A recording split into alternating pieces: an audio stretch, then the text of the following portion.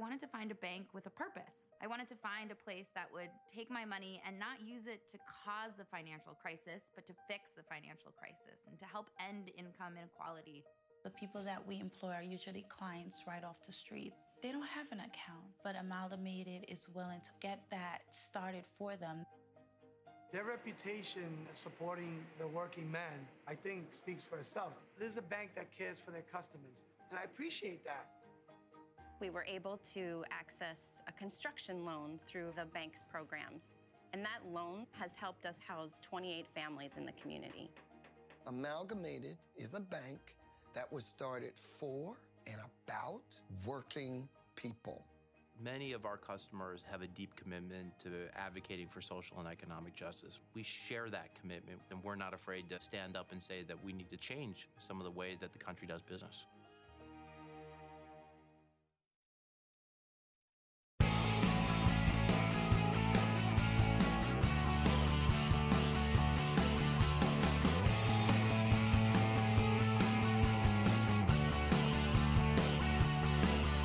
Giving you everything you need to fight the Trump administration. This is The Bill Press Show, live at youtube.com/The Bill Press Show. Well, we're not going to shut down the government this week, say Republicans. We're going to wait 2 more weeks to do it. How cynical can you get? Hello, everybody. What do you say? It is a big Tuesday. Tuesday, December 4, and here we are together again. Great to see you. Great to be with you. Great to hang out with you for the next 2 hours to take a look at the news of the day every way we can and to slice it and dice it and give you a chance to comment on what it all means to you. Wherever it's happening here in Washington, D.C., which is where we start out, our little studio here on Capitol Hill. Just down the street from the United States Capitol building, the Library of Congress, the Supreme Court, all we could reach out and touch them almost. We bring you the news of the day from Washington, from around the country, and around the globe with the help of our expert guests and also with your help as well. Things slowing down this week to pay honor and tribute to the 41st President of the United States. But still, things didn't exactly stop in their tracks. It certainly didn't stop Donald Trump from tweeting a lot of ugly stuff yesterday. Somebody forgot to tell him that you're supposed to hit the pause button this week, I guess. Whatever. Our job is to tell you what's going on. We will do so with gusto, starting in just a minute. And you tell us what you think about it all. You know how to do so.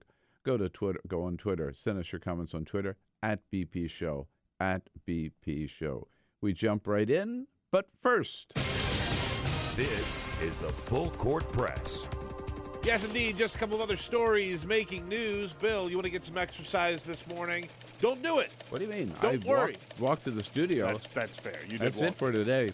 Well, here's the thing. I got to walk home. Wasted energy, my man. You didn't even have to do that because there is a new study that says if you want to do something really, really healthy for your body, don't worry about going for a long run. Don't worry about going to the gym to hit the weights. All you need to do is take a nice hot bath. That's it. That's all they say. This is new research that says that running a long hot bath and letting yourself soak in it for an hour could help which is a long time. Right? Yeah. That will help you ward off diabetes and other things. They say it's good for your joints. It's good for your muscles. But doesn't mean you're going to lose weight. It's good for your health, though. It's good for your health. Look, it sounds What about like a shower? It sounds like no. They actually make that point. A shower is totally different because you have to actually soak your body, submerge your body in the hot water, and let it work its magic. Bill, it sounds like crackpot science to me. But I'm just here to report. You decide. So who did this study? Here's the one. Did my tax dollars pay for this study? I cannot confirm or deny that. I bet they did. There's your money at work. I bet they did. There's your money at work. Bill, this is a story that's going to break your heart. USA Today has had a piece up yesterday that talked all about how the historic architecture in Havana is just collapsing. It's all falling apart. And the problem is, sad. We were, with what Barack Obama did by loosening up some of the regulations against Cuba, we were able to go in there and sort of help preserve some of this, restore some of this, obviously build some new stuff as well. But we're essentially not going back there at all. And so there's nobody there. They're not really working that hard to preserve it or anything like that. So it's just falling apart. It's going to fall to rubble. It's a beautiful, beautiful city. And some parts of Havana, the historic parts of Havana, old Havana, are have been so beautifully restored. Yeah. But a lot of it is not. And a lot of it is just, particularly along the waterfront, is just crumbling. And it's too late to save some of it. That's kind of what the article says, and I hate to say it, that a lot of this stuff is just too far gone, and there's just nobody there to really help them out because, again, they've been so isolated from the world. When you see these buildings and you can imagine what they were in all of their glory, it was just absolutely spectacular waterfront there in Havana.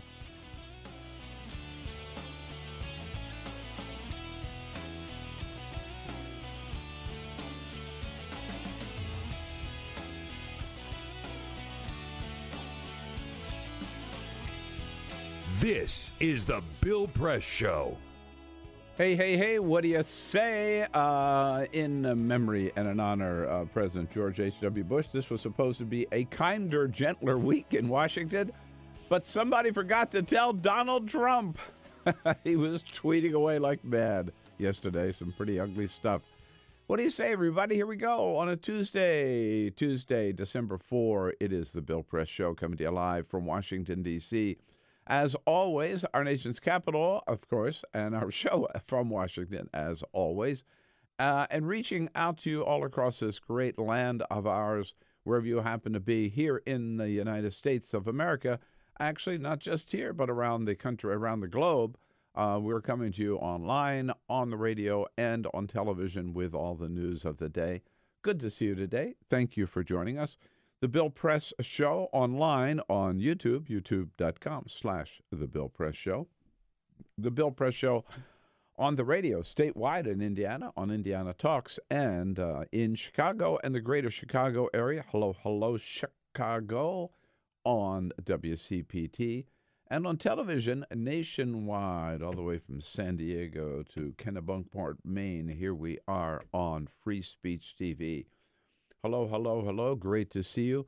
Big stories we're covering today. Yes, indeed, Donald Trump on another tweet storm yesterday, lashing out at Michael Cohen and Robert Mueller and praising Roger Stone.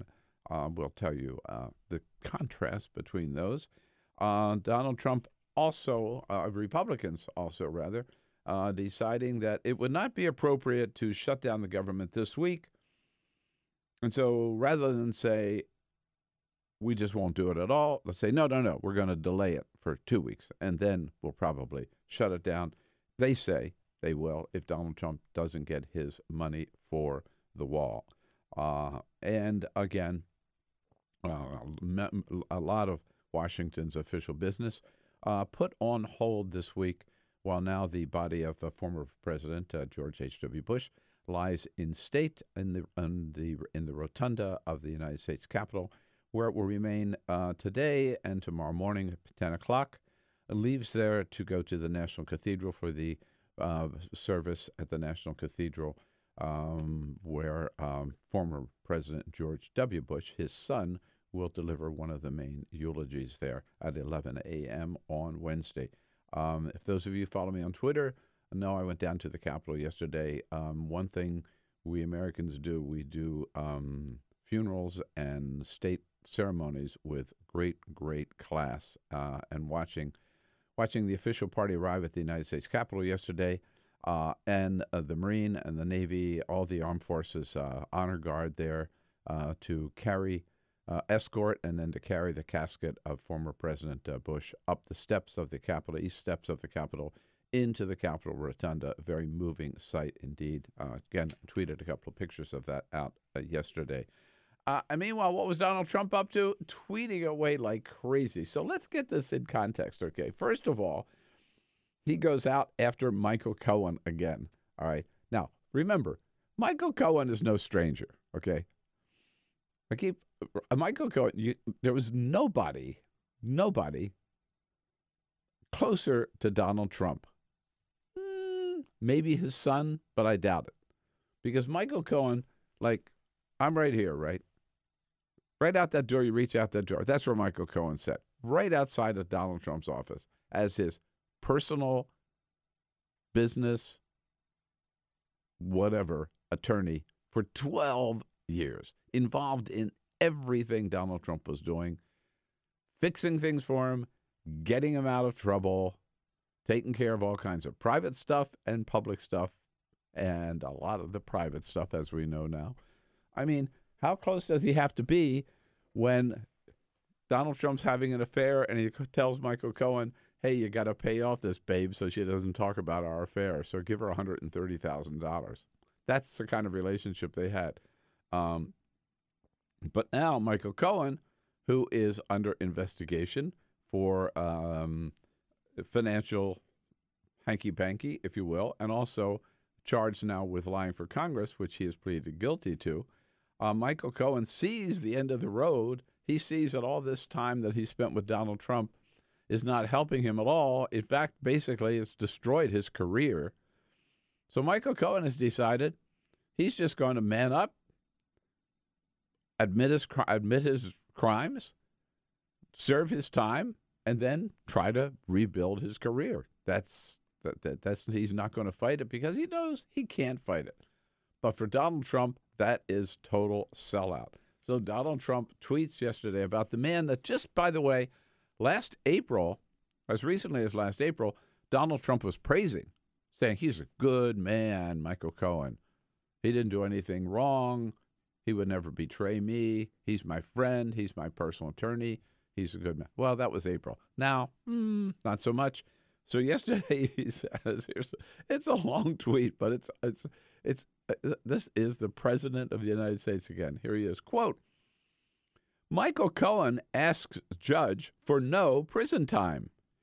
You mean he can do all of the terrible, all caps, terrible, unrelated to Trump. Unrelated to Trump? Wait a minute. He was lying about trying to get a Trump Tower in Moscow with Donald Trump's, not just blessing, but following Donald Trump's orders at the very same time that Donald Trump was lying about having any business deals in Moscow and running for president. And Donald Trump says this was unrelated to Trump. Okay, I continue.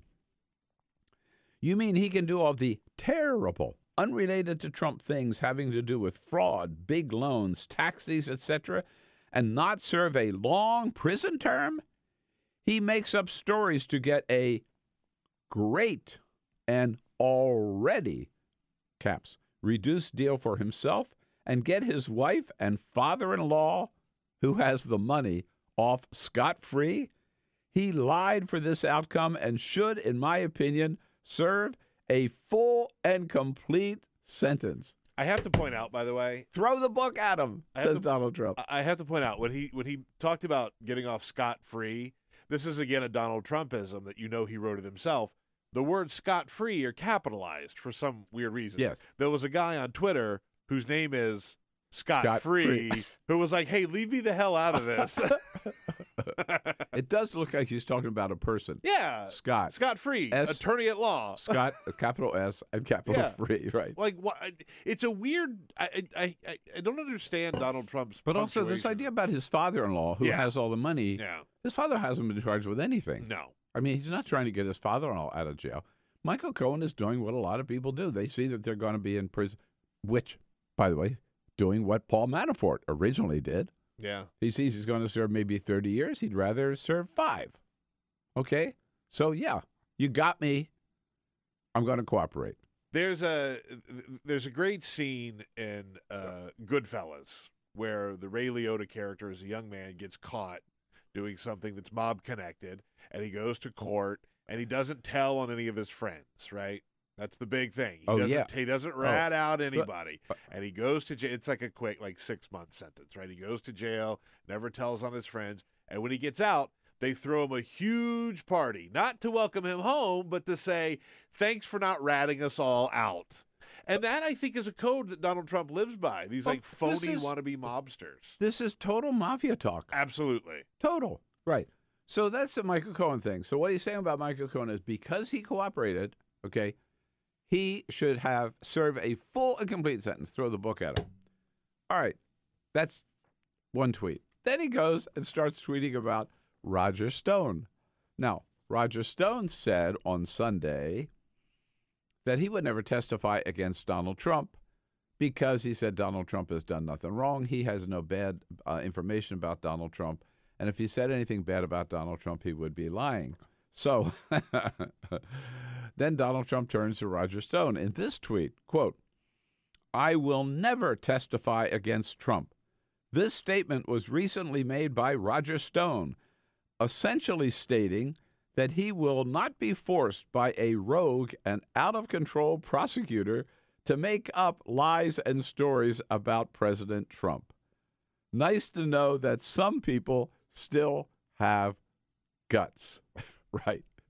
Now, that's not exactly... Again, this is mafia stuff. This is total mafia stuff. So what Donald Trump is saying, if you cooperate with Robert Mueller, you're a creep, right? You deserve everything. If you don't cooperate with Robert Mueller, you got guts, baby. Now, let's put this in context, too.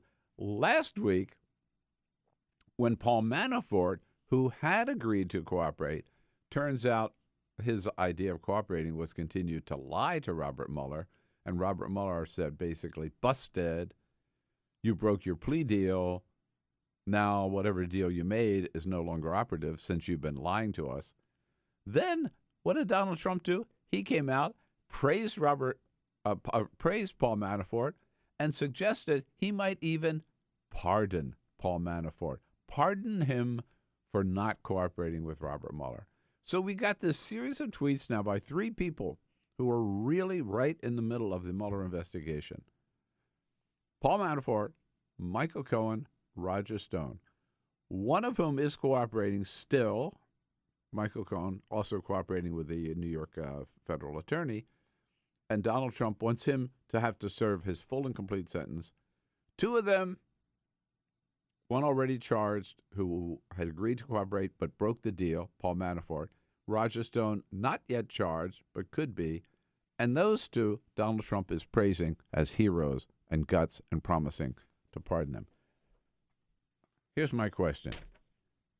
Okay, this is a federal criminal investigation conducted by the FBI, part of the Justice Department, into alleged criminal activity on the part of the United States.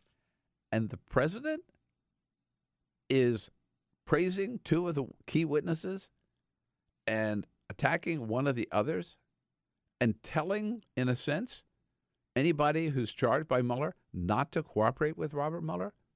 Don't tell me that is not obstruction of justice.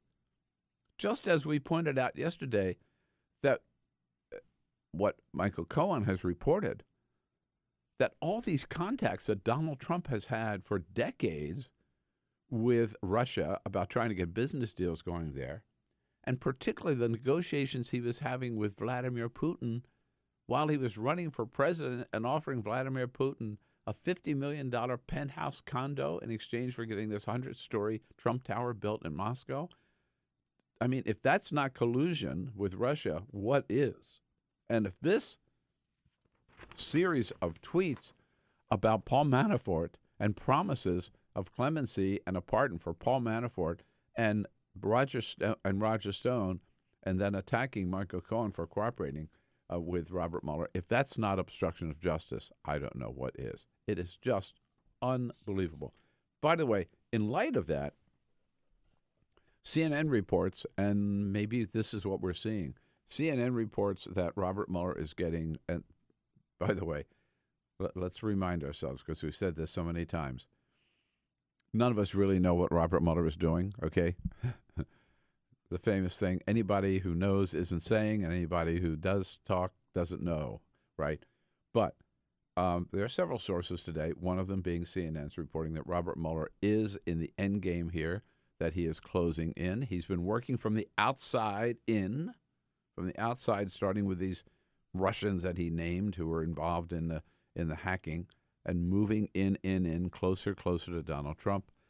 There are some court filings due today, which may be delayed because of the Bush funeral, but court filings today on expected on Michael Flynn, and court filings on Friday expected on Paul Manafort. And so we could see some, according to CNN, we could see the beginning of the end game of Robert Mueller soon, and they are saying it is not looking good for Donald Trump. There's more and more serious stuff coming out related to the president himself, again, starting at the outside and moving in. We'll see how that shakes down during the week. But you get the sense, don't you, that Donald Trump senses Mueller's closing in, too. Yeah, well, this makes you wonder, right, with the appointment of Matt Whitaker, who now is sort of a direct line between the Mueller investigation and Donald Trump. He's telling Trump everything that's going on. You have to wonder if maybe Trump learned something that made him sort of pop off on Mueller, Cohen, Stone, everybody in the last couple of days, because he's been very, shall we say, touchy about the whole subject recently. Right. You know, we mentioned recently that we haven't heard as much, certainly, as we used to, from Rudy Giuliani. And you kind of wonder, well, he resurfaced yesterday accusing Robert Mueller of trying to flip witnesses or offer deals to witnesses and everything. And Judge Andrew Napolitano, Fox's legal beagle there, whom we don't always agree with, but once in a while he gets it right. You know? Every once in a while. Yeah. And I think every once in a while his legal expertise wins out over his political bias being on Fox. Rudy's been very effective at persuading the public that the indictment or impeachment of Donald Trump is untenable. That doesn't persuade a judge or a jury, but that does persuade the public, and that's what Rudy's been spending his time doing. He knows that the techniques that he's blasting are the same techniques he used when he was the chief federal prosecutor. Well, maybe that's why he's so good at blasting it. Yes. Because he knows how to do it. It makes a good point. That's Rudy's job. Rudy's job is not to be a lawyer. Rudy's job is to be a good talker on television, and to try to shape public opinion that Mueller is doing everything wrong and Donald Trump has done nothing wrong. That's why Rudy was hired. But in terms of when he criticizes, Napolitano's right. When he criticizes what Mueller is doing, it's exactly what Rudy did. What any prosecutor does. What any federal prosecutor and U.S. attorney does in that particular role. One related story also is that former FBI Director James Comey will be testifying in front of Congress this week. The Republicans wanted him to testify in private so they could twist whatever he says and say, this is what Comey told us. Comey really pushed to be able to testify in public. He finally compromised, and he will testify Friday in front of, again, a Republican-led committee. The Republicans want one last shot at him before they lose control of the House. And so the compromise is that he will testify privately, but the transcript will be released publicly after the Republicans redact anything they want out of the transcript. So it's not a complete victory here for James Comey. His attorney, David Kelly, was on MSNBC with Ari Melber last night and pointed out that they've put some language in there to try to prevent what they expect is the Republicans will try to twist everything he says into making it bad for Comey and good for Donald Trump. Do you expect any big news to come out of Friday? I think if there's big news that comes out on Friday, it's because it would be that the Republicans have tried to go ahead and twist things and get ahead of the 8 ball. And what we've done is set up some conditions that interview to really try to prevent that. Yeah, let's hope so. We'll see how that plays out. You know, one story that we that happened over the weekend, and we did not get to yesterday, but it really, and it's related to all of this. There was a very, very important vote in the United States Senate on last Friday, that didn't get as much attention as it should, by a very lopsided vote of 63 to 37. the Senate voted to bring to the floor a measure which would limit presidential war powers in Yemen. This war in Yemen is really, really bad news. It's a Saudi war, a brutal Saudi war, tens of thousands of civilians killed by Saudi bombing. And they're doing this bombing with weapons that they bought from the United States and with the help of the United States, the support of the United States. It's a brutal carnage there in Yemen. And the president has made this decision to back the Saudis in Yemen 100% without any congressional action, any congressional approval whatsoever.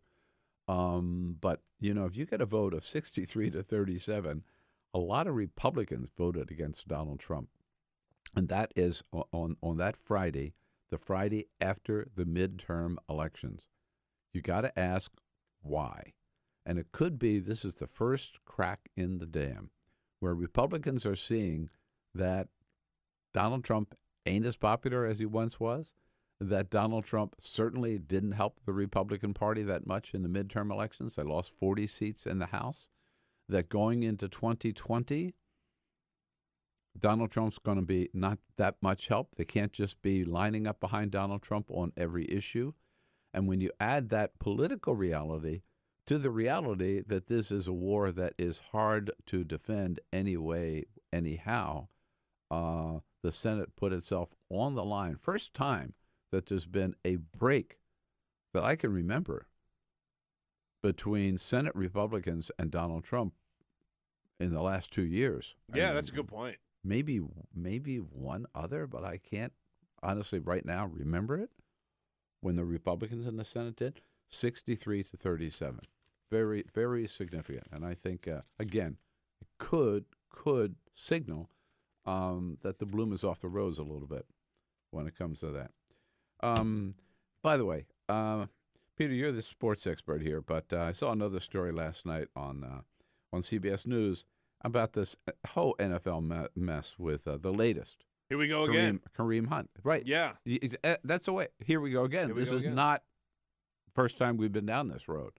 Right? No, not at all. And if you're not familiar with the story, Kareem Hunt was a running back for the Kansas City Chiefs, who are very, very good this year. I don't watch the NFL, but I've been able to keep up enough to know that they have this very exciting new quarterback, a guy by the name of Patrick Mahomes, and they had this very exciting, very talented running back by the name of Kareem Hunt that have kept this. I mean, they are Super Bowl contenders this year. And TMZ found a video, put a video out over the weekend that shows him attacking a woman. I mean, yeah, he just walks up to her and punches her, and then she falls, and he walks up and kicks her. Yeah, it's very disturbing video. And I have to say, I did not watch the video until this morning because I knew we were going to talk about it, and it is as bad as it sounds. It's a very bad video. Yeah, I've seen it 2 or 3 times. It's now, here's the problem, of course. The NFL, his team, the Chiefs, they knew about this back in February of this year. Yeah. They interviewed him about it. They told the NFL back in February, and the NFL didn't do anything about it. So, you know, the whole case with stories like this is, what did you know and when did you know it, right? And what'd you do about it? Right. But like in the NFL's case, it seems more and more, it's sort of like, what did you care to know, and what did you feel compelled to do about it? And the answer is they didn't care to know much, and they didn't feel compelled to do much at all. They just sort of took his word for it. Okay, he said he didn't do it, and they said, okay, case closed. Now, the NFL has the ability to do things like get the surveillance footage, which is what TMZ did, and put that out. And the surveillance footage is very, very clear. It shows what happened. Right. The NFL has that power. If they gave a damn, they could go get that, but they don't. So now they've launched their own investigation. Now, right. After TMZ released the video. And you have to believe if the video did not come out, nothing would have happened at all. Absolutely nothing would have happened. Right. And their MO is, okay, we know about this. Let's just sit on it and stay quiet and hope that nothing comes out and hope that nobody else finds out about it, right? This is the same exact Isn't thing. this like the that happened with Ray Rice. Ray Rice. It's the same 4 years exact ago. thing. Yeah. This story had been kicking around for a while. Ray Rice was asked about it. He denied it. The NFL didn't look into it. They had the power to look into it. They did not look into it. And it was TMZ last time with Ray Rice. CBS reported last night there have been 27 incidents of domestic abuse with NFL players since Ray Rice. Our good friend Christine Brennan, sports commentator, you see her a lot on CNN and USA Today, talked last night, first of all, about over the weekend about Kareem Hunt, what a real star he is. Kareem Hunt was on the cover of Sports Illustrated. I mean, he really just exploded in a very positive way on the NFL last year in his rookie season, and he's kept it going with Kansas City this year. But she points out, in this case, what really, really is telling and what is, the trouble for him is they got the video. If we're learning one thing from these stories, Ray Rice 4 years ago and now Kareem Hunt today, it is the incredible power of seeing it. Seeing a man hit a woman. Yeah, it is a very, very disturbing video. And by the way, she is 100% correct, because right here in Washington, D.C., their running back, Adrian Peterson, he was accused of violently beating his children. Mm-hmm. But there's no video of that, so he's able to play football again. They just picked up Reuben Foster, who has been accused a couple times of violently beating women. Yeah. There's no video of that, so he's going to be just fine.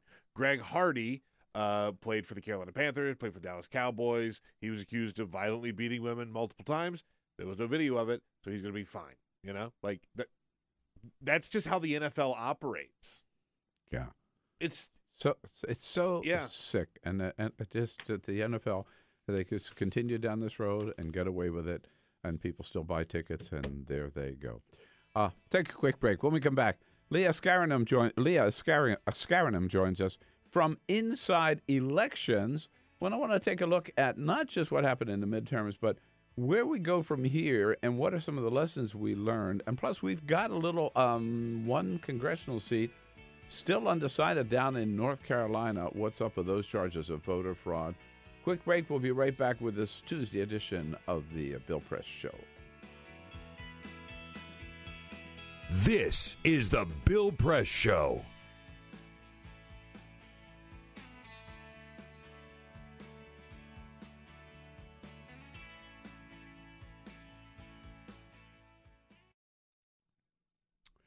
Okay, friends, here we go into the holidays, and part of the holidays is our Free Speech TV pledge drive, and you know what it means for the holidays.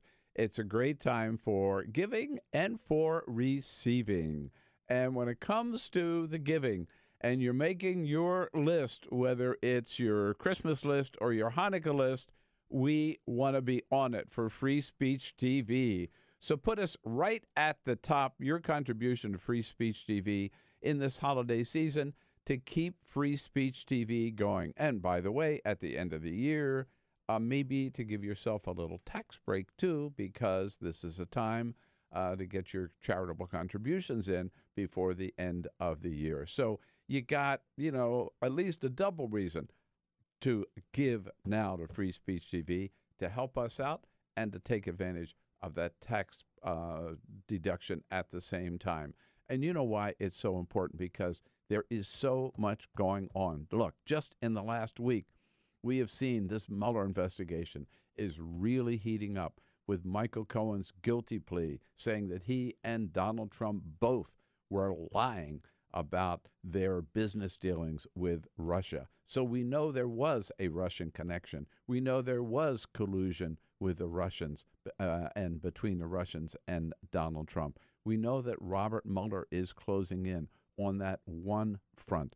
We also know that Roger Stone and Jerome Corsi were in touch with WikiLeaks about the emails that they were going to release, John Podesta's emails, and that they were in touch with the Trump campaign about that. So on many, many signs that this Robert Mueller investigation is closing in, with Democrats about to take control of the House, this whole thing could explode.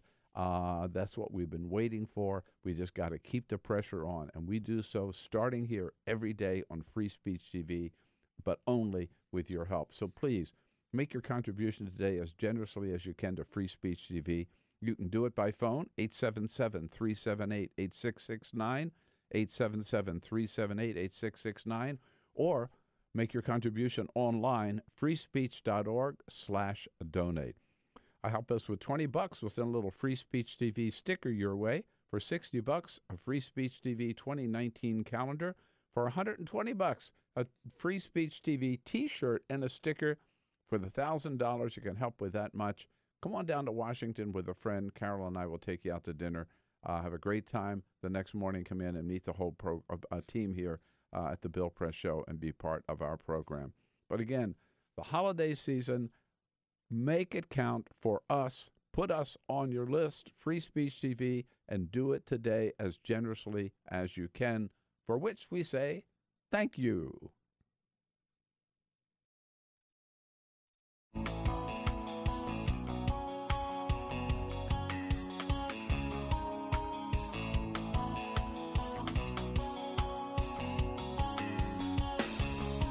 Follow us on Twitter @BP Show. This is The Bill Press Show.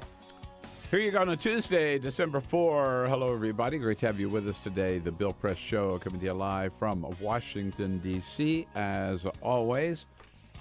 And thank you so much for joining us. And, you know, you can see that I am lucky this morning. Those of you watching on television or online, those of you in the radio can probably feel it.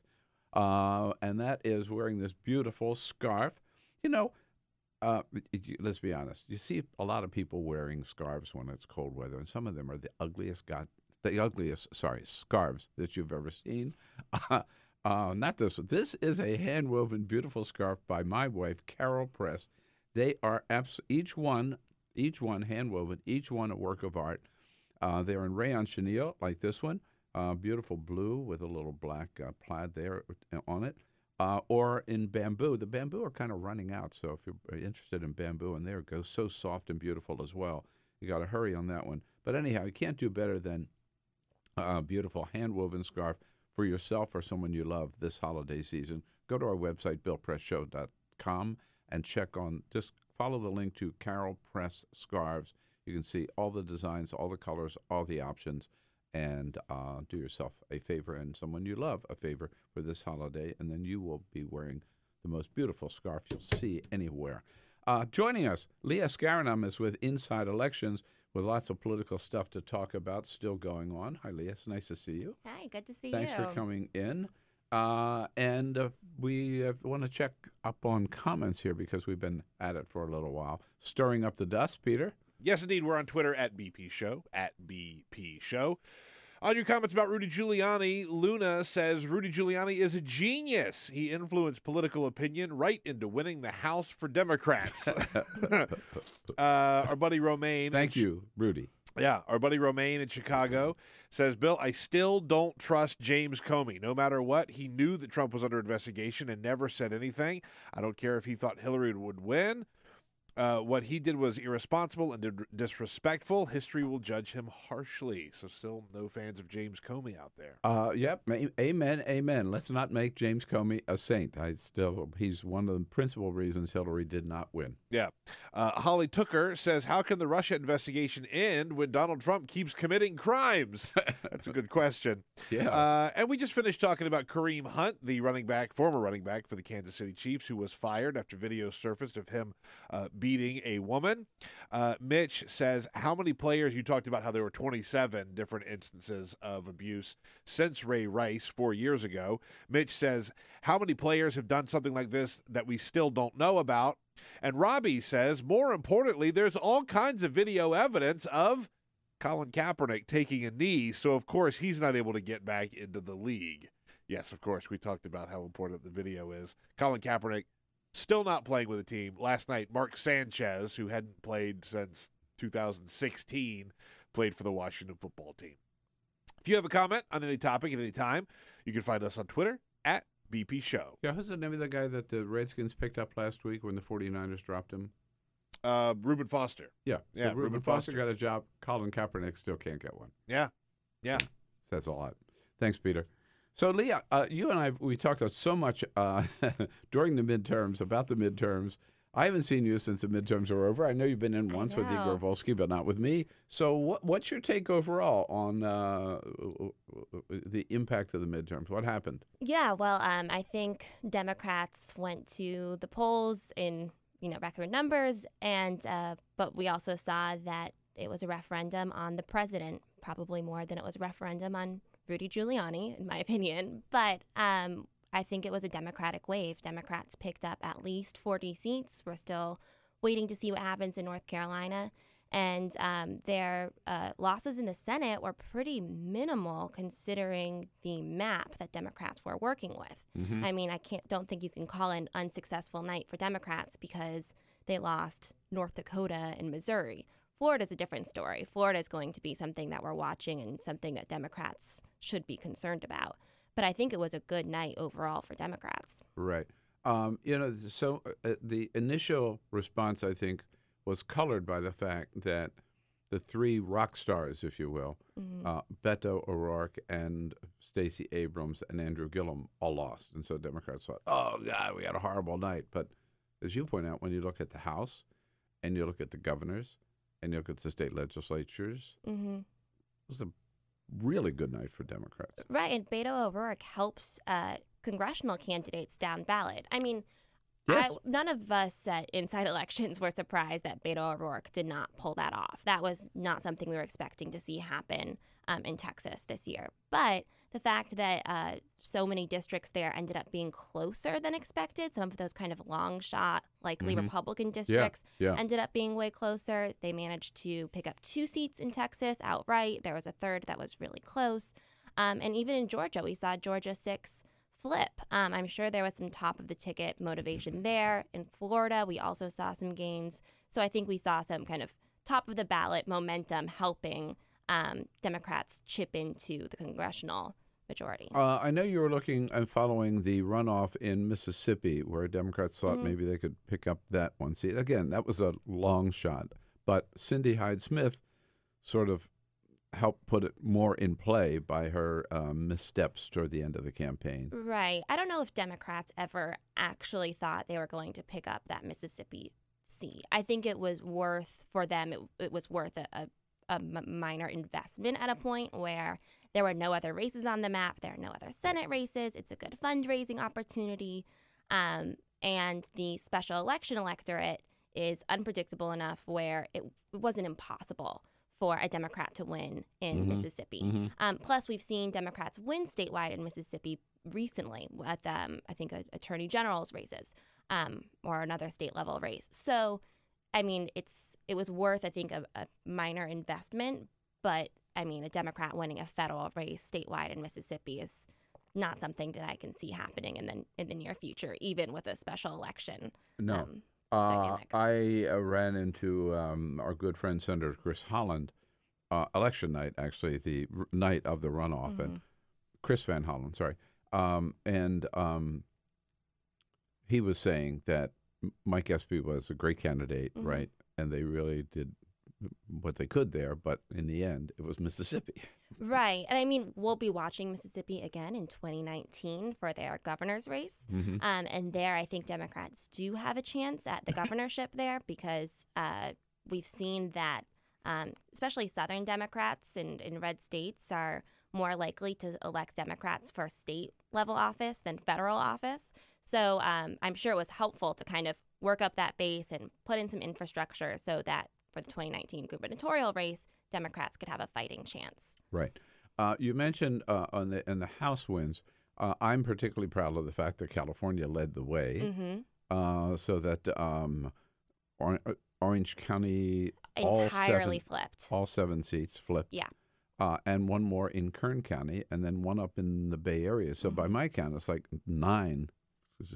And we're 53 members of Congress from California. It's now 47 Democrats and 6 Republicans, which is maybe 40. I have to double check. It's either 46 or 47. But it just totally reverses what the situation was before, and back when I was state chair. Basically, it was 50-50, you know. Oh, yeah. I mean, the Republican Party almost doesn't exist in California today. And I think this is, as we got closer to the election, it became clearer that those suburbs were more and more in jeopardy. But a year ago, we were talking about Mimi Walters, you know, definitely being the one to hang on. Right. We thought maybe a few might flip.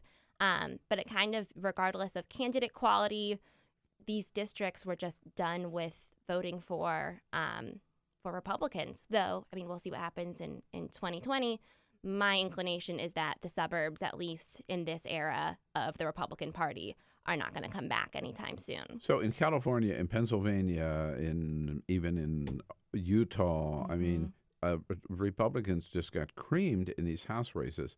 And there's an interesting Jonathan Martin story, I'm sure you saw it in the New York Times yesterday, saying that Republicans don't yet seem to have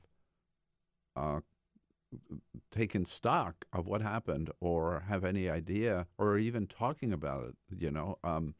And Paul Ryan showed that when his comments the end of last week about his comments about California was basically, oh, this was all fraud, right? That they do something in California called ballot harvesting. Well, actually, we call that counting every vote. Right. Well, and that's not actually what they're doing is ballot harvesting. That's something that we can talk about in North Carolina. Yeah, but right. At that they were not ballot harvesting. No, they're not. I mean, at least there's no evidence. Yeah. But at that same time, I mean, he accused them of ballot harvesting. Exactly. Is my point. Where in fact, what happened in California was there were absentee ballots that came in, a lot of military ballots. It took a few days to count them. Right. But at that same event where Paul Ryan made those comments, he also acknowledged that that Republicans' biggest liability was the suburbs. And if you talk to Republicans who are not necessarily public facing, I think most of them agree that this was a Democratic wave. Yeah. But I mean, remember in 2012 when they did the big autopsy report, what happened? How did we get shellacked? Here, the Republicans don't seem to accept what happened yet. Well, I think they're relying on Trump's base. I mean, Trump's base did show up in places where Trump's base was big enough to kind of sway the election. So if you're relying on that base, I think we'll see 2020, I think we'll see massive turnout from both sides of the aisle, and you'll continue to see Trump supporters turn out, but you'll also see this new Democratic coalition coming together of suburban voters in addition to, turnout was huge across the board, really, and I think the one deciding factor for Democrats in race after race after race. So what's going on in Carolina where there is ballot harvesting evidence of it, it looks like, is this one seat in North Carolina. So tell us what they're investigating, what the status of it is right now. Yeah, I mean, that's kind of the big question. So North Carolina, there were 3 Democratic targets there, and they failed to pick up all 3 of those.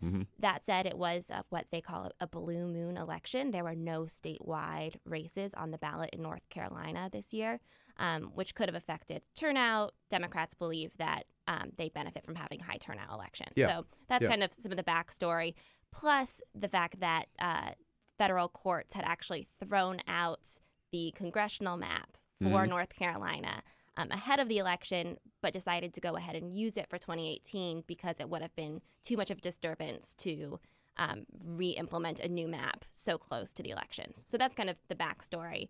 The 9th district race includes parts of the Charlotte suburbs, and Democrats had a star candidate there, Dan McCready, a veteran who did not have a career in politics, who Democrats and Republicans alike agree that he was one of the strongest candidates in the country. He ended up facing Mark Harris, not Robert Pittenger, because there was that upset in the Republican primary. Oh, that's right. Yeah. And it ended up being a really close race on election night or a few nights after. Whenever the votes were all counted, it looked like Harris, the Republican, had won by about 900 votes. Since then, the State Board of Elections in North Carolina has refused to certify the votes. At first, it was because of some quote-unquote unfortunate activities that were not specified. Since then, there have been reports and affidavits, actually, accusing someone of going door to door and collecting absentee ballots that were not sealed. There were also some discrepancies in the mail-in ballot that in both the general election and the primary election.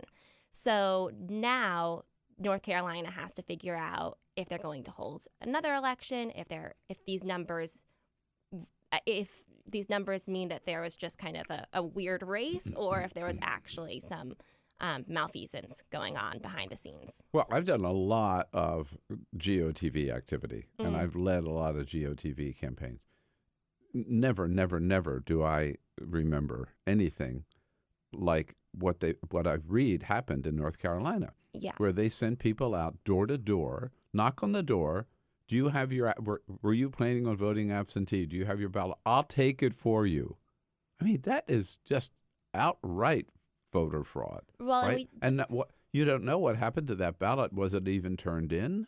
Was it properly marked? Right. You know, who knows? I mean, the opportunity there for cheating and fraud is just unlimited. Right. And I mean, to be clear, they don't know if it's just kind of a rogue operative or if it's connected to the campaign. There's no evidence at this point that Harris was actually definitely behind it. But I thought there was evidence that his campaign manager might have directed this operation and also did so maybe even in the primary. That's the other big mess is, are we going to have a primary election all over again? So part of the question is, once the Democrats have the House majority in January, do they seat Mark Harris or do they leave it as a vacancy? Do the courts get involved? I have a feeling we'll have a special election at some point. But it looks like the only way to resolve it is to have a whole brand new election, maybe primary and general, right? That seems to be kind of the consensus at this point. But I mean, there's still so much work to be done. The courts are still going to probably get involved, and we haven't heard a final decision from the North Carolina State Board of Elections yet. So I guess Donald Trump has come out and condemned this voter fraud in North Carolina, hasn't he? If it happened, maybe while I was waiting to come back here. Did I miss something? Did I miss it? Of all the tweets yesterday, Peter, did we miss the tweet, the one where Donald Trump condemned the voter fraud in North Carolina? Yeah, I'm sure we must have missed it. Yeah. There's a lot of news happening. A lot of tweets to read. Yeah, we'll catch up with that. Meanwhile, there are games being played also in Wisconsin, of all places. And there, the Republicans who lost the governorship, of course, with Tony Evers, the new governor, coming in. Republicans who control the legislature want to clip the wings of the governor's powers so that Tony Evers won't be able to accomplish some of the things that he wants. Here from Madison yesterday, there are a lot of protests around the Capitol against this pending legislation, which I think passed yesterday, I believe. It now goes to Scott Walker. Oh, Scott Walker. Who will, in a very, very, very, very petty move, almost certainly sign this into law just because he lost. It'll be a tough decision for him, I'm sure he's going to really struggle with it. Yeah, exactly. One of the protesters in Madison kind of indicating what this was all about. It's going to make it much more difficult in trying to push forward his own agenda. Yeah. But this reminds me of what it's exactly what happened in North Carolina a couple of years ago. Yep, in 2016. Yeah. And when they elected Roy Cooper by a pretty narrow margin, you saw there were majorities in the state house that were able to curb some of his power. Right. Yeah. But Didn't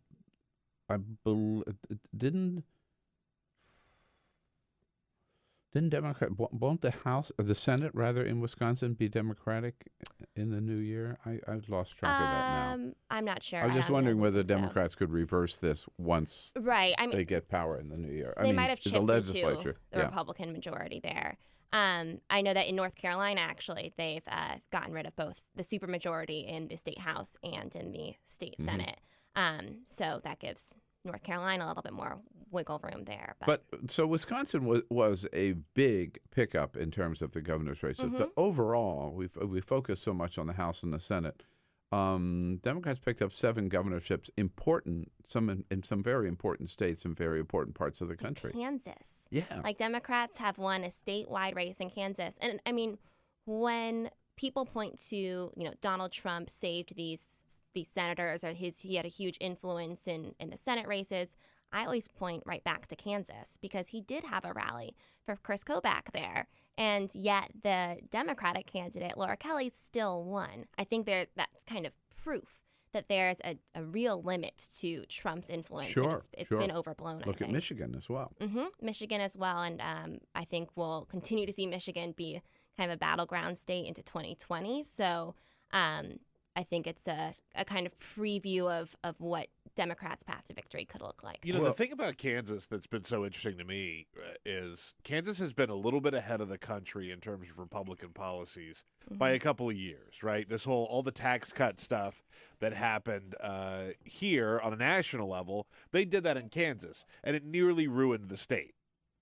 And so I think there's a lot of... Sam Brownback. I think there's a lot of buyer's remorse in Kansas, and I think we might start seeing that on a national level here pretty quickly. Well, and that was one of the openings for the House in Kansas. Kansas 2 was competitive. Democrats didn't quite get there, but the opening was Sam Brownback kind of has left a stain on the Republican Party in Kansas, and that's affected now the governor's race, and we saw at least one House race go to Democrats there in the 3rd district. So you and your colleagues at Inside Elections, I mean, this is your gig, right? I mean, this is your work. My whole job. The political landscape. When you look at the political landscape in America today, as a result of the midterms, it really has dramatically changed, hasn't it? I mean, think about Arizona now as a Democratic senator. Nevada is a blue state. Yeah. Right? In terms of elected officials, right? I think so. I mean, I think we had... And how close in Texas and how close in Florida. Well, and the fact that there were gains in the congressional and the House level in those places. I mean, I think we've been seeing this realignment for a while. I know realignment can be a controversial word, but I think if you're going to use the word realignment, I think President Trump's has accelerated it. And so we're seeing it... We're seeing, white working class folks go further to the right and suburbs go closer to the left. And we're not sure who's going to get caught in between those two trends in 2020, if it's going to benefit Democrats or Republicans. There was a story yesterday out of Vermont where Senator Bernie Sanders had a meeting of his brain trust. Jeff Weaver, former his campaign manager in 2016, came out and said the senator is definitely going to be running, and he's going to run a bigger campaign and start out bigger than he did in 2016, of course, because he's now had that experience.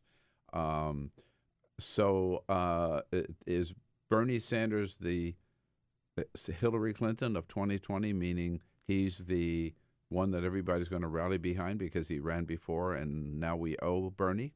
I think that comparing 2016 primary candidates to 2020 is going to be very difficult because Democrats in 2016, there were, 3 candidates at the debates? 4, I think, at the very first ones? 5 at the 5. Was it 5? At one time there were 5.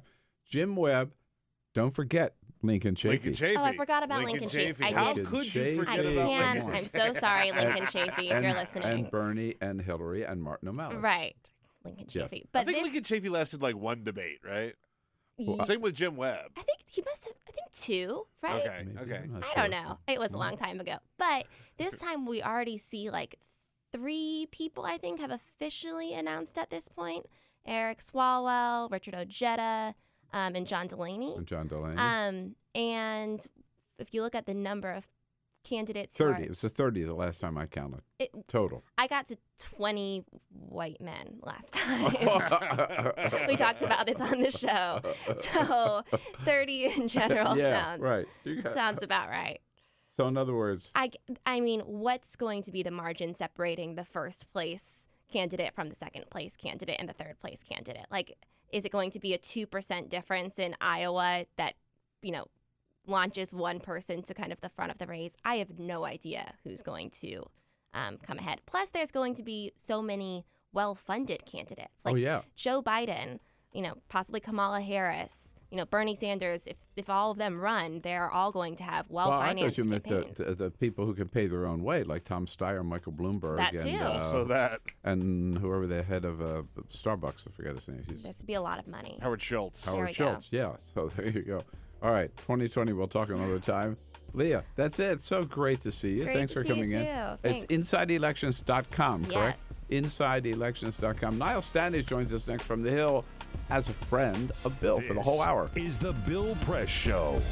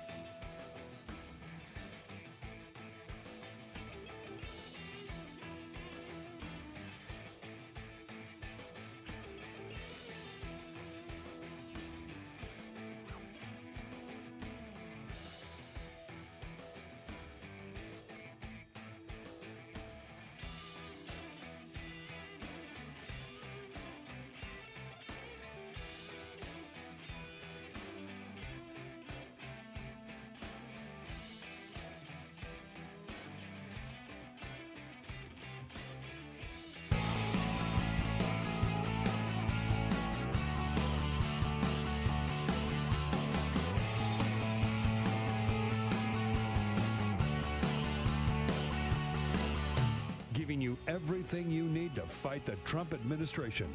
This is The Bill Press Show. Live at youtube.com/The Bill Press Show. Yes, indeed. We're not going to shut the government down this week. Republicans said yesterday. We're still going to do it. We're just going to wait a couple of weeks. We're going to wait till Christmas to shut it down. What do you say? Hello, everybody. Great to see you. Here we go. It is the Bill Press Show, live from our nation's capital, Washington, D.C., with all the news of the day.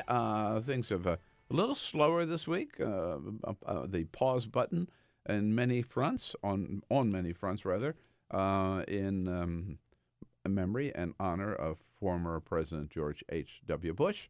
But still, things go on, and Donald Trump hasn't stopped tweeting, that's for sure. So we'll bring you up to date on all the latest news here from Washington, D.C., around the country and around the globe, and look forward to getting your comments on Twitter at BP Show. Joining us here in studio is a friend of Bill for this hour, our good friend, columnist for The Hill.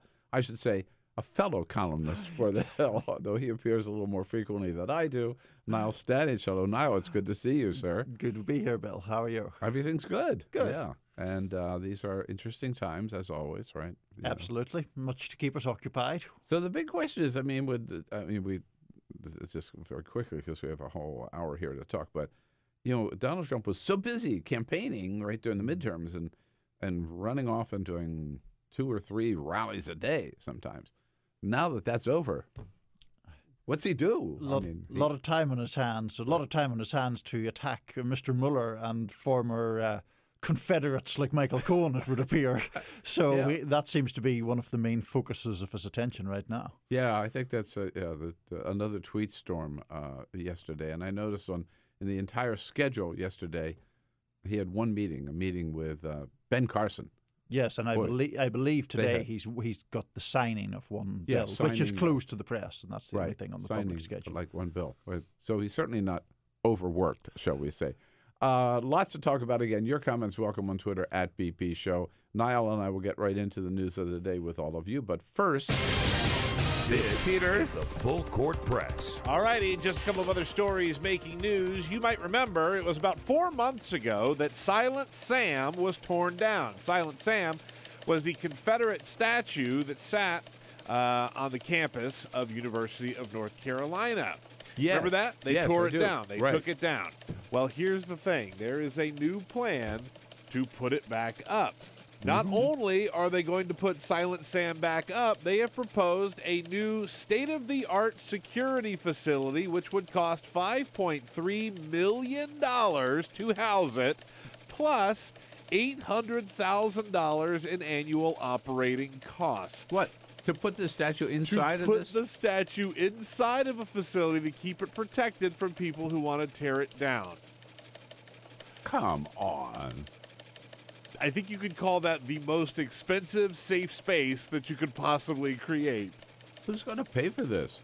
Tuition fees are going to pay for it. I was going to say, yeah, it's going to be tuition fees. The school feels that strongly about putting up a Confederate monument that they are going to, again, it's not just the $5.3 million to build the facility, it's the $800,000 in annual operating costs. So it seems to me if they don't think a Confederate statue is safe on a campus in North Carolina, then maybe it shouldn't be there. Yeah, exactly.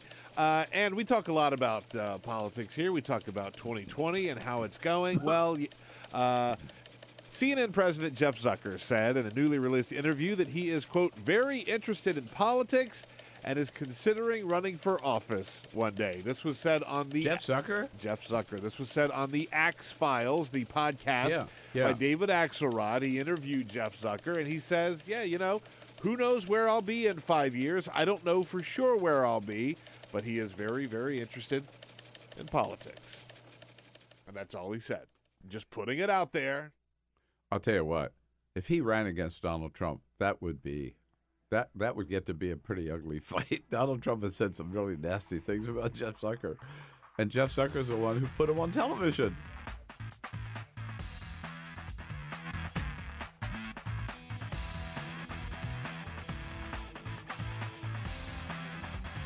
This is the Bill Press Show. Well, this was supposed to be a kinder, gentler week in Washington, D.C., but somebody forgot to tell Donald Trump about that. What do you say? Hello, everybody. If you saw his tweet storm yesterday, you know what I mean. It is the Bill Press Show on this Tuesday, December 4, 2018. Welcome to the program, and thank you for joining us as we reach out to you coast to coast, in fact, all around the globe, online, on the radio, and on television with the Bill Press Show. Lots and lots to talk about. You join the conversation at any time by sending us your comments on Twitter at BP Show. As we often mention, no better source for what's going on in Washington, D.C., at the Capitol, around the agencies, and down at the White House than the great newspaper for the Hill, for Capitol, called The Hill, thehill.com. Columnist for The Hill, Niall Stanage, here this hour as a friend of Bill. Niall, it's always good to see you. Welcome back. Good to be here. With the president, it was quite a tweet storm yesterday, poking at Michael Cohen, who's standing out to defend Roger Stone on top of his defense of Paul Manafort last week. Is he just obsessed by this Mueller investigation, or do you get the feeling maybe he thinks that Mueller's closing in or getting close to the end game and he's got to reach out? What's going on? I think it's a combination of both. The Michael Cohen aspect of this is one of the most interesting elements, because when Cohen's offices and hotel room was raided back in April, Trump reacted with uncharacteristic fury, even by his standards, to that. Yes, and defending Cohen. And defending Cohen. Good guy, and what are they? They're treating him badly. And exactly, all of that stuff. And now it seems that since Michael Cohen has flipped, obviously Donald Trump's approach to Michael Cohen has flipped, but the fury or the anger seems just as intense, which I think now directed against against Cohen rather than in support of him. But I do think that speaks to anxiety on Trump's part about what Michael Cohen knows or what he might say. Obviously, we already have these details about the proposed Trump Tower in Moscow. Turns out that negotiations for that were going on until June 2016, when Donald Trump was virtually assured of being the Republican nominee. as opposed to January 2016, which would have been before there were any contests there. And Donald Trump has always been fearful of investigations into his finances and his personal business, which Michael Cohen, as his personal attorney of approximately 10 years standing, would be very well placed to talk about. Right. And so Donald Trump is really saying that because Michael Cohen is cooperating, they should throw the book at him. That's right. He should serve the full sentence now. Full and complete sentence. Right. On the other hand, he says now Paul Manafort, who made a similar deal, but according to Robert Mueller, broke the deal by continuing to lie. Right.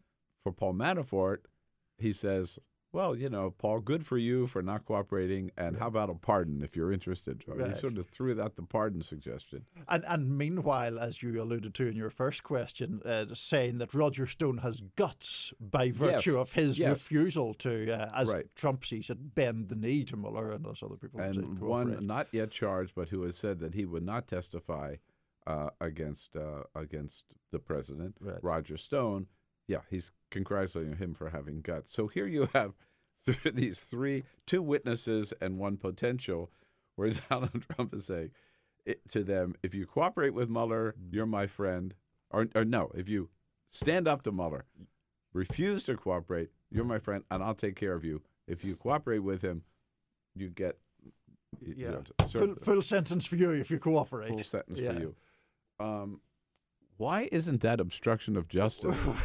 Well, that's an excellent question that you should take up with lawyers that are better paid than I am, but a lot of people think it is obstruction of justice, and clearly witness tampering is a charge where it comes to Stone, for example. Right, when he is, in fact, the subject of the investigation. Right. Well, this is the thing, that Donald Trump doesn't seem to see the distinction between one has freedom to talk about things that do not pertain to you, or one has, if you're president, you have the freedom to hire and fire certain people. That freedom does not extend to, for example, firing the FBI director because he's looking into things that you don't like or that might personally affect you. That then becomes what lawyers refer to as corrupt intent or corrupt motivation, and that's a problem. So when it comes down to really praising people for not going along with the law and with prosecutors, doesn't this remind you of a bad mafia movie? I mean, it is. I mean, I think it is quite ominous, and it's very barefaced. You know, there's no hiding or there's no subterfuge involved in this. As you say, the message is don't cooperate with Mueller and I will take care of you. At least by implication, that's the message. And if you go over to the other side, we'll try to do our best to do you in, basically. That's not a great message for the President of the United States to be sending. To putting it in context, there's several. So we don't know. Not everything that was scheduled to happen this week is happening this week because of the timeout, if you will, for the services in memory of former President George H.W. Bush. But there were court filings expected today on Paul Manafort and some court filings expected today on James Comey. I'm sorry. No, it's Michael Flynn today, I think, and Manafort on Friday. Sorry.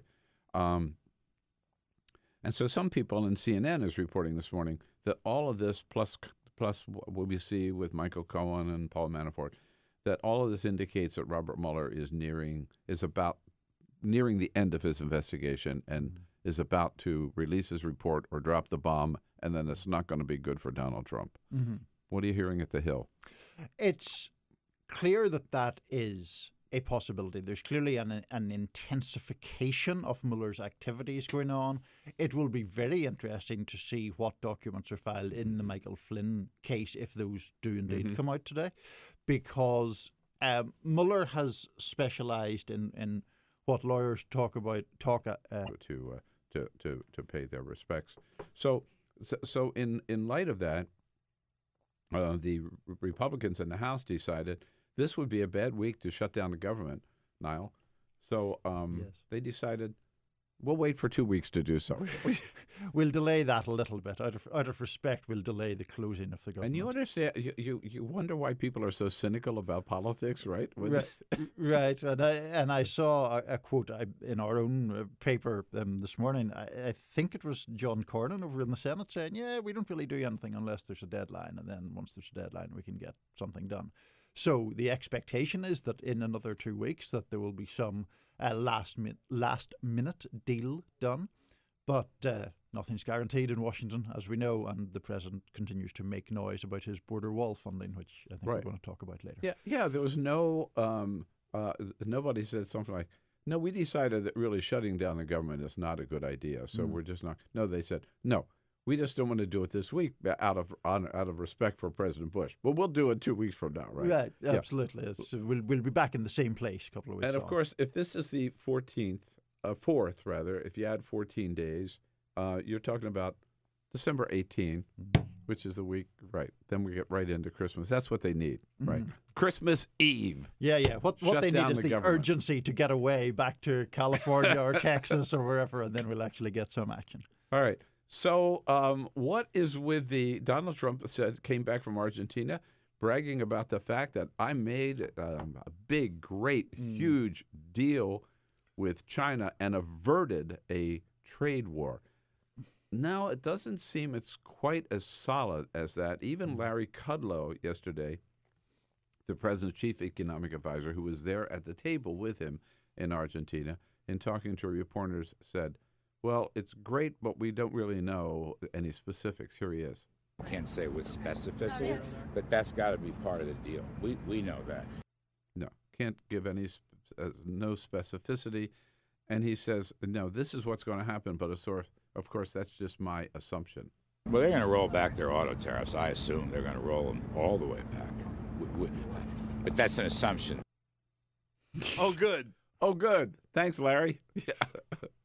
What did we get out of this deal? Not at all clear, really. I mean, what we got out of it was the concession by President Trump, honestly, to delay the imposition of further tariffs on the Chinese. Right. He said we're going to go up to 25% January 1. Right. He says now they're going to stay at 10. Right. Right. Pending some outcome of these negotiations, which Bob Lighthizer, who's quite a hawkish figure on trade, is going to lead.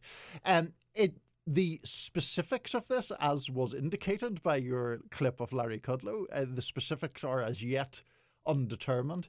Even the issue of tariffs on imported cars to China, which the president had specifically tweeted about, turns out not to be decided at all. Trump had tweeted that the Chinese had agreed to reduce and remove tariffs, which of course was confusing phrasing to start off with.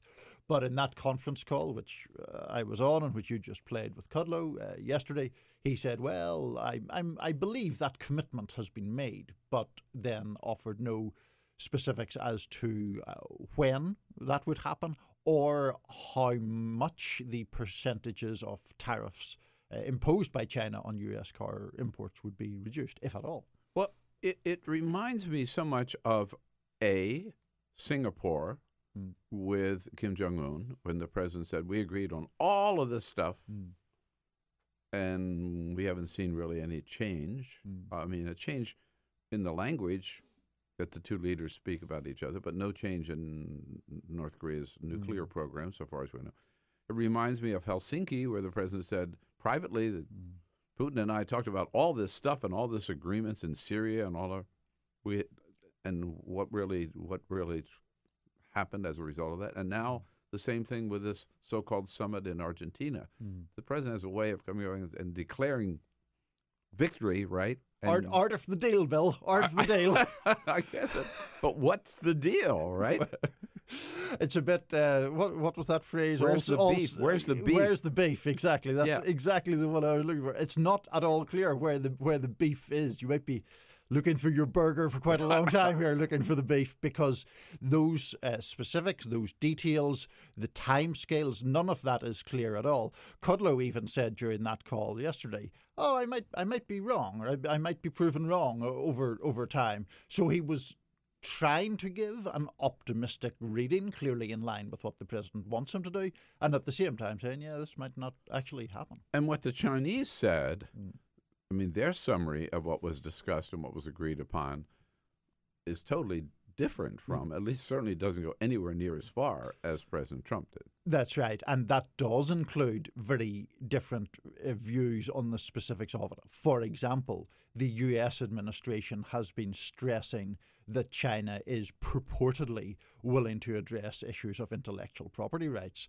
The Chinese, to my knowledge, have not said that at all. That is not something that they have committed to.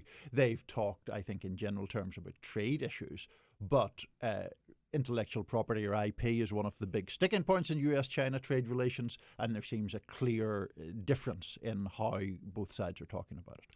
I want to jump across the pond and ask you, what's the latest with Brexit? I mean, how long do you have? Can I bring in some diagrams? I mean, my read of it is just I know no more than what I read and watch on the news, is that Theresa May is going to lose this battle, and they may even have to have another vote. It's very difficult. The math is very difficult for Theresa May. There is going to be the big vote is a week from today in the House of Commons in London. That basically is an up or down vote with minor amendments possible on a deal that May has recently negotiated. It appears that she's losing too many people on her own side to win that vote. That could then... How does it work? Does she have to have both the House of Commons and the House of Lords? I don't know the British system. Well, at this stage, all the focus is on the House of Commons. Okay. The difficulty is that she needs, among other things, either her own party to be completely intact and unified, which it isn't, or support from a rather right-wing and extremely socially conservative party in my neck of the woods, the Democratic Unionist Party of Northern Ireland. And they're also unhappy for related reasons to do with they don't want Northern Ireland to have different regulations than the rest of the United Kingdom. So with that opposition, she could very well lose the vote next Monday. She could. If she loses the vote, then the deal that she negotiated is dead. 90% certain to be, yes. Okay. And then, is Britain still in the EU, or? So, no is the short answer. No, because the Brexit vote still... The Brexit vote still stands. Yeah. Now, if she loses, to explain this briefly and without losing your listeners in the arcana of British politics, if she loses, the opposition Labour Party will call for a vote of no confidence in her. In her, which would then bring down the government if it were won. It seems unlikely it will be won because Conservatives, Theresa May's party, have the majority in the House of Commons. So then the question is, does Labour try to call for a second referendum on Brexit with the support of dissident Conservatives, essentially? Right. And then you have a whole other story. So what is your read? If there were a second vote, would the people of the UK come to their senses and stay and say, we were just kidding? I'm not at all convinced that they would. The opinion Really? You think it would? I think the opinion polls right now suggest that they would do what you're saying by a very narrow margin. The problem there is that the opinion polls said that last time, and not unlike the quote-unquote hidden Trump voter here, there appeared to be a hidden pro-Brexit voter in the UK. To my mind, you take that reality and then you add to it the fact that a second referendum would allow pro-Brexit people to say, those elites, we've already given our verdict, now they're trying to undo our verdict, let's show them what's what. And that would be the danger. There are other complications to this, including the fact that the Labour leader, Jeremy Corbyn, quite a hard left figure by British standards, is quite Eurosceptical himself. There is Euroscepticism on the harder left as well as the right in Britain. Right. So if you think Donald Trump has problems, maybe Theresa May may have. Theresa May is in an almost impossible position, in all fairness to her, in my opinion. She has a lot of problems of her own, right? There was a report a couple of weeks ago. Everybody was saying that Donald Trump had decided that there were some heads were going to roll right after the midterms. Jeff Sessions was certainly one of them, and that proved to be true. But the other one was Kirstjen Nielsen, the head of DHS and Department of Homeland Security. I read this morning, I think it was in the Hill, I read this morning, that she seems to have saved her job. Yes, she seems to have saved her job by becoming even more hardline than she already was on immigration. I think that's Imagine that. Yeah, right. As if she was not tough enough already, putting kids in cages. Right. It's not. It's a bit wishy-washy for the standards of this, you know. So it appears to be that her position is strengthening or a bit more secure than it was. But of course, her fate is very closely tied to that of John Kelly, the Chief of Staff. Yes. She is a long-time Kelly ally. For a long time, the speculation, as you know, Bill, from being down there, is that the two of them will eventually go together at some point. It's just when that point is reached is the question. I'm surprised Kelly has lasted as long as he has. I am also, yeah. And there have been a lot of times when it looked like he was on the way out, either by his own volition or otherwise, and he's still there. It certainly seems that his influence has certainly shrunk. And that both he and Trump are just kind of willing to go along to get along just about, right now. Although there was, as you'll remember, Trump was suggesting that Kelly will be around to 2020. Those guarantees seem to have dissipated over time. Why would he want to be around till 2020? I don't know. As you indicated, there's still a very unsettled situation down at the border as Kirstjen Nielsen comes into play again. We're going to take a quick break with Niall and bring in Marianne Levine from Politico to talk about the border and beyond coming up next year. So stay with us on the Bill Press Show. Quick break. We'll be right back. Take the Bill Press Show anywhere you go. Download our free podcast, search for The Bill Press Show on iTunes, and catch the highlights from every show.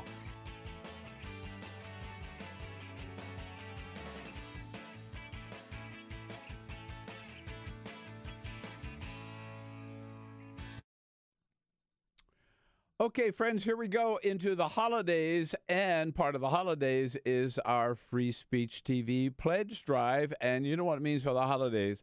It's a great time for giving and for receiving. And when it comes to the giving, and you're making your list, whether it's your Christmas list or your Hanukkah list, we want to be on it for Free Speech TV. So put us right at the top, your contribution to Free Speech TV in this holiday season to keep Free Speech TV going. And by the way, at the end of the year, maybe to give yourself a little tax break too, because this is a time to get your charitable contributions in before the end of the year. So you got, at least a double reason to give now to Free Speech TV to help us out and to take advantage of that tax deduction at the same time.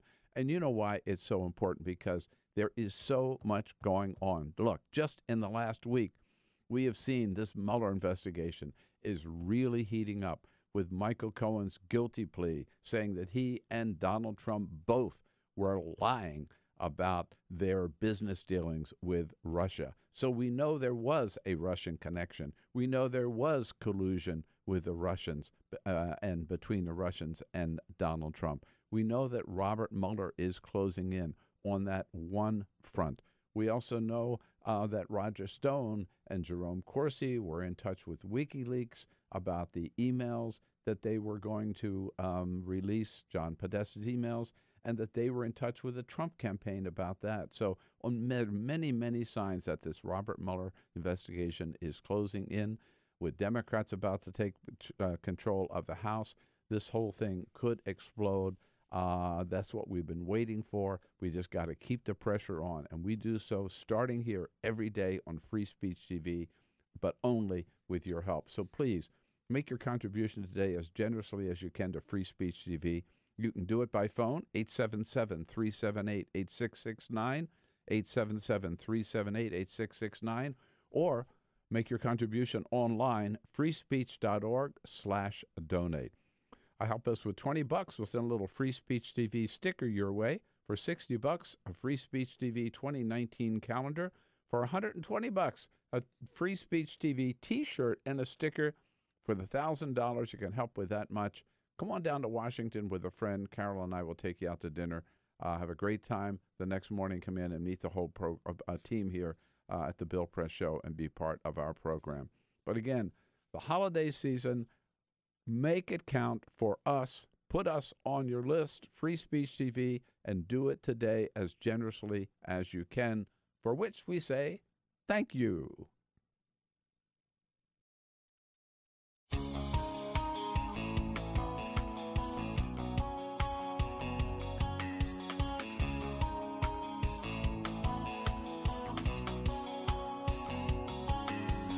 This is the Bill Press Show. And on a Tuesday, December 4, welcome back to the Bill Press Show here. We're coming to you live from our nation's capital, Washington, D.C., in our studio on Capitol Hill with all the news of the day. And before we jump back into it, just a quick word, because I know you're wondering why I look so good today. That's because I'm wearing a hand-woven scarf by the real talent in the family, Carol Press. You, too, can look as good as I do with a hand-woven Carol Press scarf by just going to our website at billpressshow.com. Click on the link to Carol Press scarves. This is a rayon chenille, beautiful sort of reddish, not quite real red. I don't know, what color would you call that? I'm very bad because, like most men, I only work in primary color, so I don't know. What color is that? I think red's an accurate description. Yeah. I'm going to say it's red. All right. Okay. Red with a little black into it, too, and a little purple here. Anyhow, beautiful colors. Rayon chenille or bamboo, either one. Lots of colors and designs to choose from. Go to our website, billpressshow.com. It's a holiday season, so be good to yourself or someone you love and check out the Carol Press scarves. Now, Stanage here from the Hill as a friend of Bill and from our good friends at Politico. Marianne Levine joins us. She covers the Senate for Politico. Marianne, it's nice to see you. Thanks you for having me. And Niall, thanks again for staying around. Always good. Boy, if Donald Trump didn't have the border, what would he talk about, right? what would he tweet about? Well, he'd tweet about Michael Cohen, as we talked about, and Roger Stone. Yep. But so much of his attention is focused on the border, where we still have federal troops down there, Marianne, and they're going to stay, right? I think that's accurate, yes. Any plans? I saw that the new governor-elect of California, Gavin Newsom, says he's going to bring the National Guard home from the border. But I don't think Donald Trump or James Mattis have said anything. Have you seen now either about? I haven't. I mean, I don't know what Marianne may be more expert in these matters than I am, but I have seen no pledge in that regard. I think that they, even though they were accused of participating in a stunt, I don't believe there has been any announcement to remove that. Yes, that's my understanding as well. So the big question is, with the possibility of a government shutdown looming, whether Donald Trump is going to get the money that he wants to build his wall. He's been after it for 2 years, even with Republicans in charge of the House and the Senate. It hasn't happened.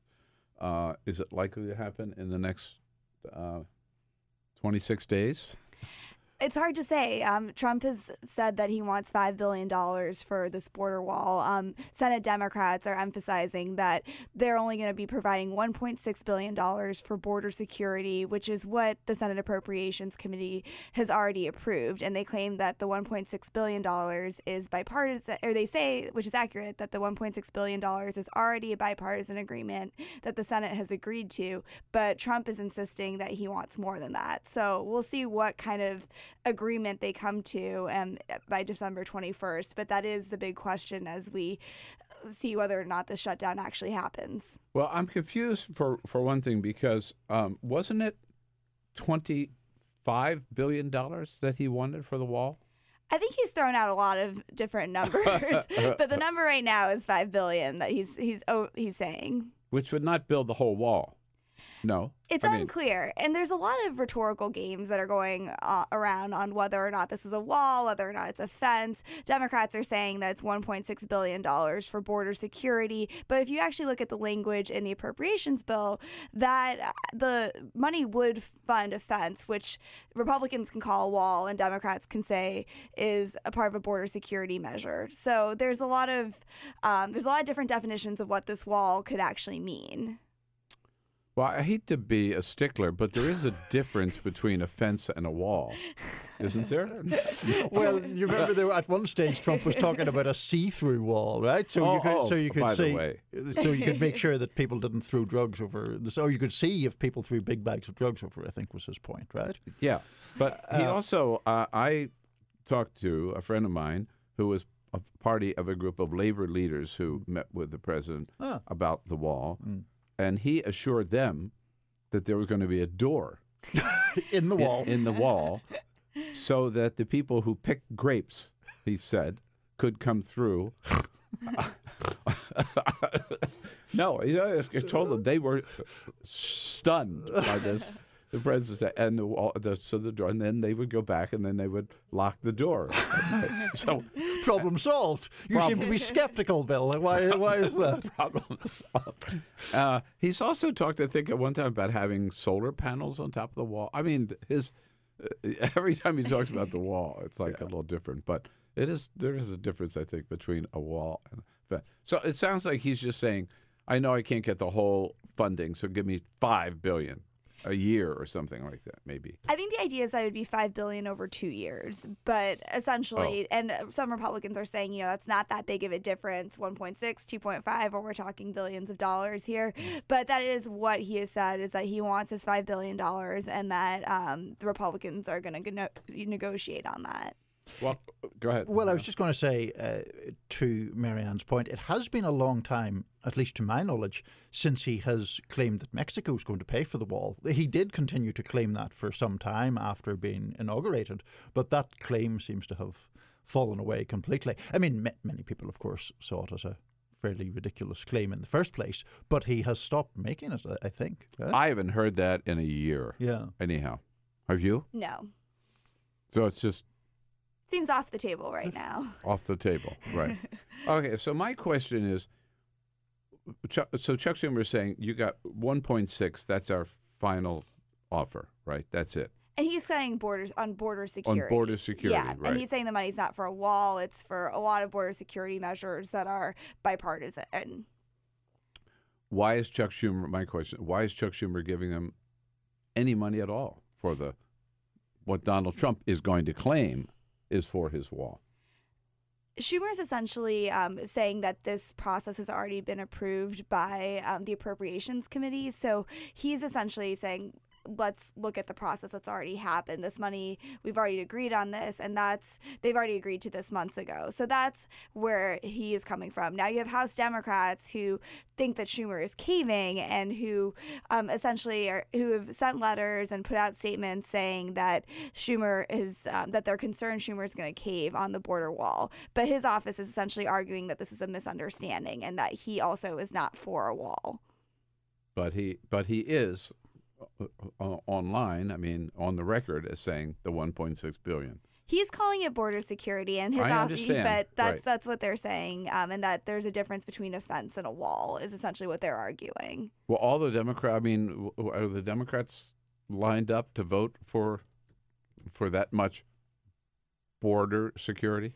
In interviews with the Senate Democrats, they do seem to be in favor of this proposal. I talked to several on the Hill, and they said that there was no sense that they were going to back, at least on the Senate side, that they were going to back away from the $1.6 billion. And a lot of them emphasize that this is similar to Schumer's points, that this money is not just for the quote-unquote wall, it's for a lot of other measures. So on the Senate side, it doesn't look like there's going to be much division. But on the House side, there does seem to be some concern among Democrats who've also raised their concerns to Leader Pelosi about the terms, about whether or not there would be more money provided for this wall that Trump has prioritized. Mm-hmm.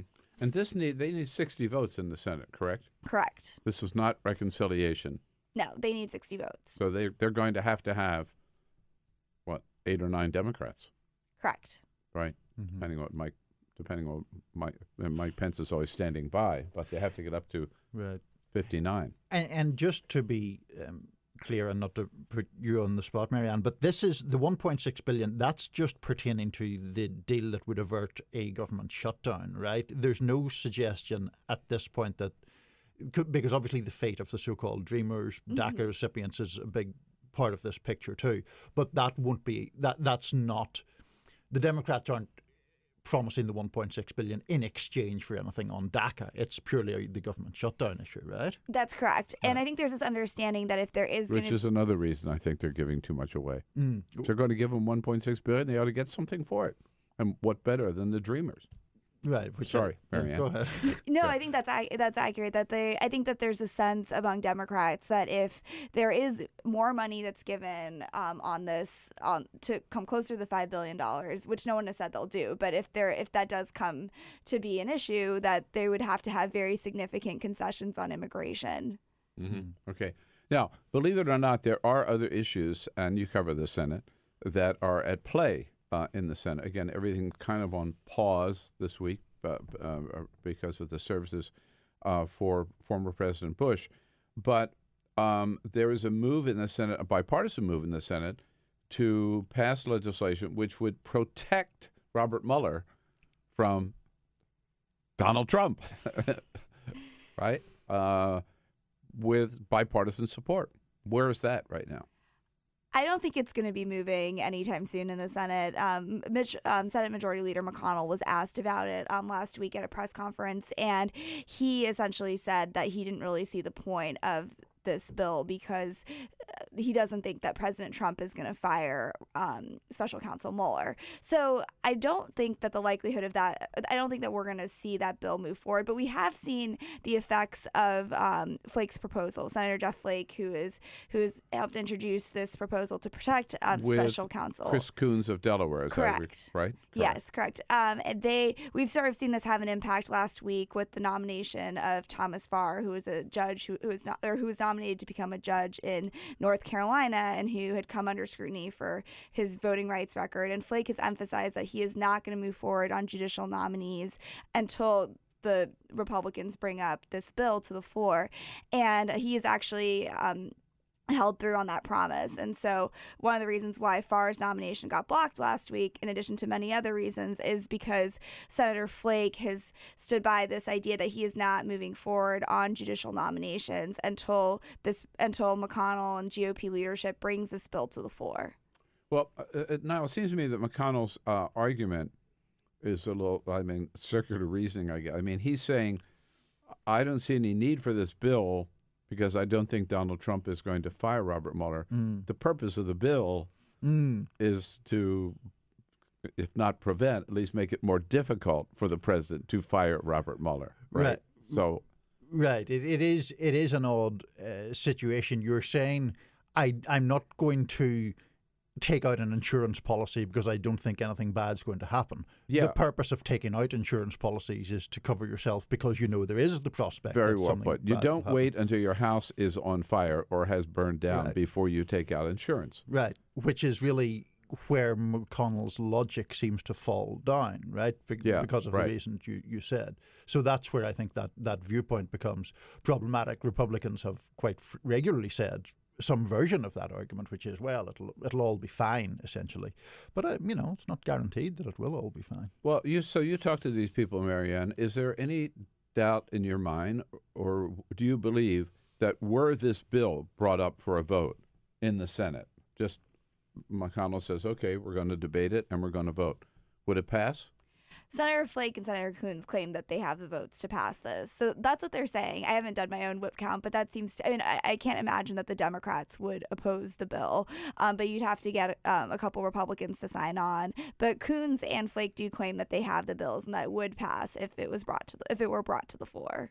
I believe them, by the way. And I haven't done my whip count either. But it's parallel to me of so many members of Congress, Republican and Democrat, have told me that were there a standalone vote on the Dreamers in the House of Representatives, which Paul Ryan would never allow, that it would pass overwhelmingly. Bipartisan vote.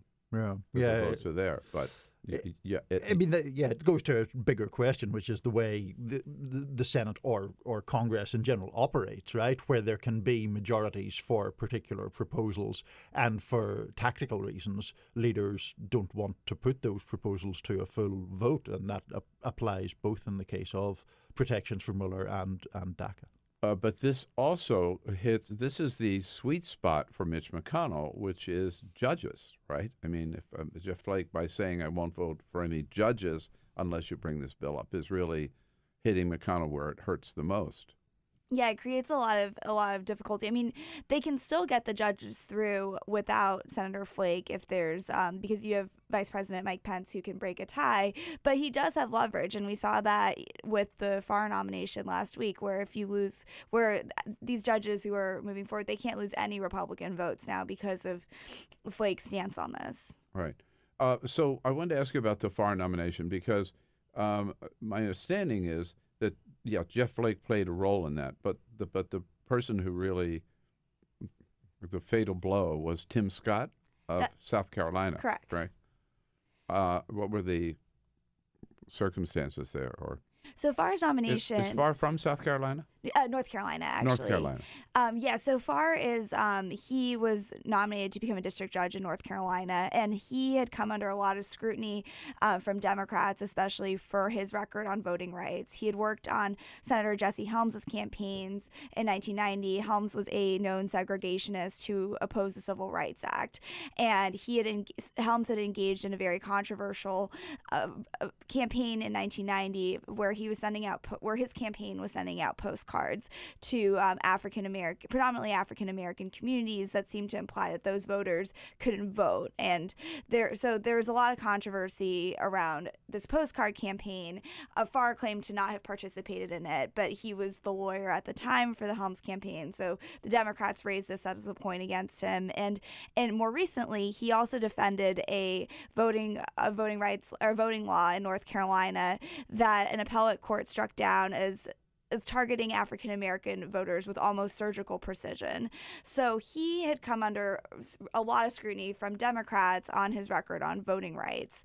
And all eyes were on Senator Tim Scott and whether or not he would vote for Farr's nomination, and it was really unclear up until the day of the vote. And what he cited as a big reason for his decision was a Justice Department memo that interviewed Farr on this postcard campaign in the 1990s that the Washington Post obtained. And he said upon reviewing the DOJ memo that convinced him in many ways to vote against the Farr nomination. That was a rare moment, Niall, for a Republican senator to break with the president and the majority leader on a judicial nomination. Yes. Significant. No, it was significant, absolutely. And credit where it's due, if we can say that without being unduly partisan. I mean, if people want to break with their party line on matters that they do believe are key points of principle, then I think that's a good thing. We don't always see that in Washington. We often see people buckle to the party line. We should probably note that Tim Scott is African American and therefore would have obvious sensitivities towards issues of voting rights and issues of past support for segregationists also. But, fair play to him for doing his thing. Yeah. So one other break, which I thought was extremely significant, and we talked about this a little bit earlier, did not get as much attention as it should just with the press of news, is the vote last week on the war in Yemen, where this has been sort of Donald Trump's secret war. I mean, it's a Saudi war, but we're supporting it. They're waging this very brutal war with our weapons and our planes and our bombs, and I think we have some advisors in them, not really sure of that. But at any rate, we've certainly been supporting the Saudis in this war in Yemen. And the Senate last week voted 63-37 to bring to the floor a measure that would limit the president's war powers in Yemen, basically saying, I guess, that we in the Senate want to vote on that. And it now will come to the full floor for a vote, correct? I mean, can Mitch McConnell block this from coming for a vote? I think it's unclear when it's going to come to vote. We spoke with Corker yesterday, and he told reporters that he thinks that debate on this will likely start Monday. But there is, I think it remains to be seen, but I think there is a strong likelihood that this issue comes up in the lame duck session. CIA Director Gina Haspel will actually be on the Hill today at 11 to meet with a small group of senators to discuss their findings on Saudi Arabia and. That's really to do with the Khashoggi matter, which let's get back to in just a second. But yes, and that's also playing a big role in this decision as well. Right, but I mean, so now for the Senate's Republicans, several of them obviously to get the 63 votes. It wasn't just all Democrats to stand up and say we don't like this war in Yemen, and Mr. President, we don't think you should have sole authority to decide America's role in that war. That's huge. Yeah, it is. And it's really interesting the fact that some Republicans, not all, but some, are shifting on Saudi Arabia generally. And, this gets obviously to the Khashoggi matter. Yeah, right. But the fact that there are Republicans... That's right. This vote probably would not have happened without the Khashoggi thing. I don't think so, because everyone was quite happy to go along fairly quietly with fairly dodgy Saudi Arabian practices on human rights more broadly and continue American support for that nation until the Khashoggi thing happened, and it was so brutal and so visceral and had such an impact that I think that has shifted the ground somewhat. Mm-hmm. So does this indicate maybe in light of the midterms a greater willingness on the part of Senate Republicans looking ahead at 2020 and thinking, Donald Trump might have helped in a couple of states, but not across the board, and certainly didn't help in the House, that maybe we have to, not just that we don't like the war in Yemen, but also we might have to put a little distance between ourselves and Donald Trump. What are you hearing from Senate Republicans? I honestly haven't heard that much about 2020 playing a big role in this resolution and in the move to pass. I really do think a lot of this has been sparked by Khashoggi's murder, and I think that that's really seems to be a big factor. But it'll be interesting to see how this plays out in the next Congress and how their relationship with Trump plays out more generally as we move into 2020 with a lot more Senate Republicans up for re-election. But now the president's position still is, he says, well, the CIA says maybe he did it, maybe he didn't. Which isn't actually what the CIA says. Exactly. Right. The CIA says they've got 11 intercepts of the Crown Prince and the head of the gang of thugs that went to Istanbul to carry out the murder. 11 intercepts during that period between the two of them. In the hours immediately before and after Khashoggi's murder. It seems unlikely that they were talking about the weather, right? Right. So, I mean, and the president has also... what's the weather in Istanbul, by the way? Yeah, right. Yeah, sure. Got any nice gifts to bring back to Riyadh? But it's also interesting, the president at times has used terms like the CIA has a feeling about who carried this out. It doesn't actually have a feeling. It has a finding that now you can't. They stipulate that is not a 100% finding, but it's not just I feel in my guts. It's probably something to do with MBS. I mean, it's not just some random instinct. It is based on facts like you've just alluded to. The president seems to be determined to stick with MBS and with Saudi Arabia, which is making a lot of Republicans, particularly Republican senators, nervous. You must hear that from. Yeah, I mean, I have not actually heard that much on whether or not they're nervous on that end, but it does seem like there is bipartisan support for. It does seem like you're getting more people in recent months moving towards supporting this who didn't support the resolution before. So I think that there is some sense of moral outrage at what is happening and the desire to move forward on it. That's what it takes, right? Imagine that's what it takes. But for one of our allies to murder a top journalist who lived in the United States and the president not to just condemn it.